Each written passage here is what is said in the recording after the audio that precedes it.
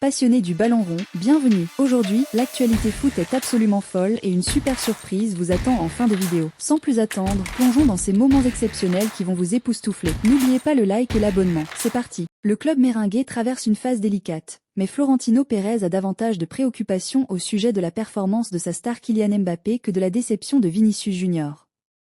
Depuis son arrivée, Mbappé, auteur de 8 buts et 2 passes décisives, n'a pas totalement convaincu les observateurs espagnols. Contraint de jouer en numéro 9 pour laisser Vinicius Junior sur l'aile gauche, le joueur de Bondy peine à s'adapter et subit des critiques. Les difficultés de Mbappé à ce poste, où il manque certains réflexes, rappellent ses défis similaires au PSG. Une statistique d'Opta révèle d'ailleurs qu'il a été piégé hors-jeu 17 fois en Liga cette saison, un record parmi les attaquants des 5 grands championnats, dont 8 hors-jeu lors du dernier Clasico.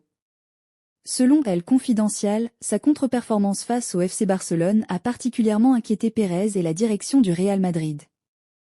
Bien que Mbappé ait assuré en interne qu'il ne s'alarme pas, le rendement décevant de l'attaquant français est une source d'inquiétude pour Pérez, davantage même que la frustration de Vinicius Junior suite à la perte du Ballon d'Or 2024. La lourde défaite, 0-4, au Bernabéu face au Barça, avec un Mbappé quasi invisible, a ébranlé Pérez, qui s'interroge sur la forme de sa recrue.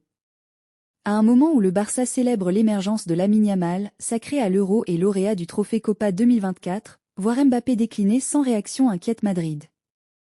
El Confidencial souligne que, pour Pérez, Mbappé n'est pas une star de plus, mais un joueur pour lequel il a longuement œuvré afin de l'intégrer sans déséquilibrer l'équipe, aussi bien tactiquement que financièrement. Toutefois, si le salaire de Mbappé ne suscite pas de débat, son impact sur l'équilibre de l'effectif dirigé par Carlo Ancelotti, lui, est bien plus préoccupant.